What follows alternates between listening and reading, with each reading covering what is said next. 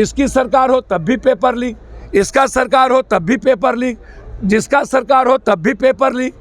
आखिर क्यों? मैं कई बार कहा हूँ कि बीपीएससी हो या एसएससी हो या यूपीएससी हो, ये भ्रष्टाचार, ये महा डकैत हो चुके हैं। जो बीपीएससी के चेयरमैन पद पर रहे हैं, 90 के पहले से कितने जेल गए हैं और संपत्ति किसी की आज तक जांच नहीं हुई है। तो हम तो कह रहे हैं कि बीपीएससी के सभी लोगों की संपत्ति जांच हो।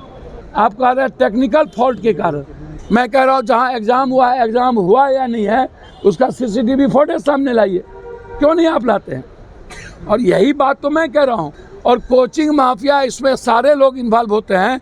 यह सदन में मैं 10 बार कह चुका हूँ। नमस्कार, स्वागत आपका लाइव बिहार में। आपके साथ है संजीव सिंह। कि 17वीं बीपीएससी की प्रारंभिक परीक्षा रद्द करने की मांग को लेकर के तमाम जो अभ्यर्थी हैं वो बीते 6 दिनों से पटना गर्दनीबाग धरना स्थल पर बैठे हुए हैं। और देखिए लगातार तमाम जो विपक्ष के नेता है वो वहाँ पर जाते हैं, आश्वासन देते हैं, लेकिन निष्कर्ष कुछ नहीं निकलता। देखिए अब इसी कड़ी में पप्पू यादव ने बीपीएससी छात्रों का जो है समर्थन किया है और उसके मांगों का समर्थन किया और साफ साफ कह दिया कि उसकी मांग जो है वो जायज़ है और हर हाल में मांग जो है उसे सरकार को माननी होगी।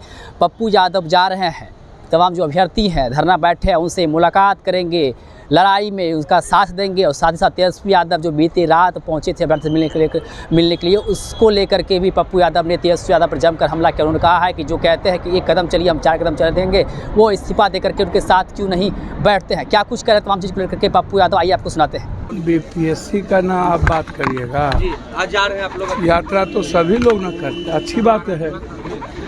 सीएम साहब नीचे करो, को बीजेपी बचने देगी। देखिए बीजेपी पहले ही शिंदे और अजीत पवार को पैदा कर चुकी है, समझ रहे हैं ना आप चिंता मत करिए।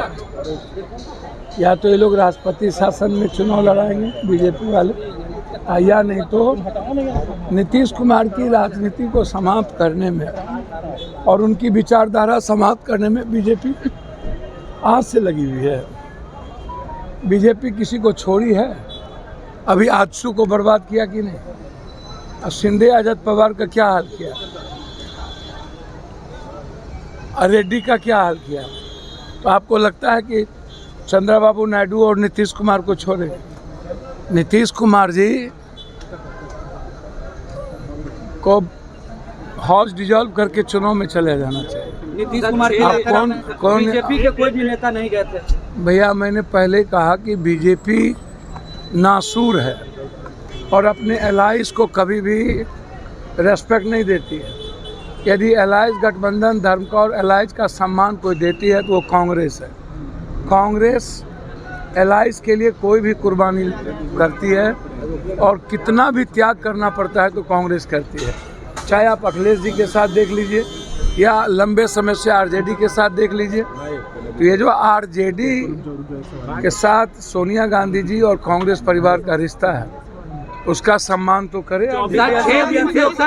6 दिन से अनशन पे है। नीतीश कुमार के नेतृत्व को लेकर के बीजेपी युवा को स्थिति में है, कुछ भी सर अब उसका प्रवक्ता हम हैं। बीजेपी स्वयंभू भगवान जो हैं वो तो 1 नेशन नो इलेक्शन के लिए चुनाव इस बार लड़ रहे थे, 400 पार नो इलेक्शन।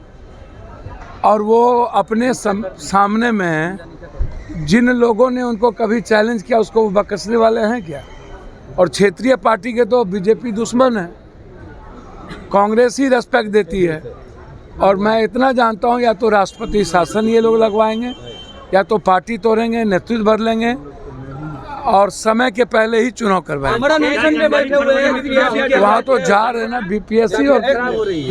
बीपीएससी और की चिंता किसी को है? लोग यात्रा पर, यहाँ कोई यात्रा करने की ज़रूरत नहीं है। बिहार के यूथ की गंभीरता को समझने की ज़रूरत है। मैं बार बार कहता हूँ कि एक सेंटर पे क्यों, और उसी सेंटर पर जो सेंटर बनना था उसके पहले वहाँ एक कोचिंग के द्वारा वहाँ अपने बच्चों की प्रतियोगिता क्यों करवाई गई? और जो क्वेश्चनर लगातार एक कोचिंग के द्वारा सजेस्ट किया जाता है वही क्वेश्चन क्यों आता है और वही क्वेश्चन आउट क्यों होता है, पेपर आउट क्यों होता है? मैं तो यही सवाल खड़ा कर रहा हूं कि आप लगातार 90 के पहले के दशक से लेकर आज तक बिहार में एक ही जिला नालंदा जो जनक बन गए हैं पेपर लीक के, भ्रष्टाचार के, आज तक कोई भी सरकार जो 40 सालों से है वह पेपर लीक को रोक क्यों नहीं पाए। बच्चे और युवाओं के भविष्य के साथ खिलवाड़ ये लोग क्यों करते हैं? और ये लोग पेपर लीक के माफियाओं की संपत्ति, पदाधिकारी, मैं कई बार कहा हूँ कि बीपीएससी हो या एसएससी हो या यूपीएससी हो, ये भ्रष्टाचार, ये महाडकैत हो चुके हैं। इन जो बीपीएससी के चेयरमैन पद पर रहे हैं 90 के पहले से कितने जेल गए हैं और संपत्ति किसी की आज तक जांच नहीं हुई है। तो हम तो कह रहे हैं कि बीपीएससी के सभी लोगों की संपत्ति जांच हो और जो माफिया इसमें इन्वॉल्व है 3 महीने के अंदर एसपीडी ट्रायल हो, हाई कोर्ट के मॉनिटरिंग में हो। और सवाल मेरा सदन में भी यही था कि कब तक इस देश में बच्चों के भविष्य के साथ खिलवाड़ होगा, कब तक बच्चे अपने भविष्य की चिंता करेंगे और आत्महत्या करते रहेंगे, और कब तक इस देश में एग्जामिनेशन पेपर लीक होता रहेगा। कोचिंग चेयरमैन और सरकार की मिलीभगत और माफियाओं की मिलीभगत से देश के करोड़ों अरबों के बच्चों का भविष्य, मिडिल क्लास और गरीब का भविष्य कब तक बर्बाद होगा। वैसे ही नौकरी अब है नहीं इस कंट्री में, आरक्षण खत्म हो गया, प्राइवेट नौकरी की ओर हम बढ़ गए हैं। और जो नौकरी थोड़ी बची हुई है वह करोड़पति अरबपति के बाल बच्चे, नेता पदाधिकारी के बाल बच्चे के लिए पेपर लीक आउट हो जाता है। तो हम इंक्वायरी चाहते हैं। आप कह रहे हैं टेक्निकल फॉल्ट के कारण, मैं कह रहा हूँ जहाँ एग्ज़ाम हुआ है, एग्ज़ाम हुआ या नहीं है उसका सीसीटीवी फुटेज सामने लाइए, क्यों नहीं आप लाते हैं? और यही बात तो मैं कह रहा हूँ। और कोचिंग माफिया, इसमें सारे लोग इन्वॉल्व होते हैं। यह सदन में मैं 10 बार कह चुका हूँ, परमार के बारे में, इसके पहले के बारे में हम 10 बार कह चुके हैं। और जो क्वेश्चनायर वहाँ पर सजेस्ट किया जाता है वही क्वेश्चन यहाँ पर एग्जामिनेशन के समय आता है। तो आपको नहीं लगता कि बिना सेटिंग का कोई कोचिंग नहीं चल सकता?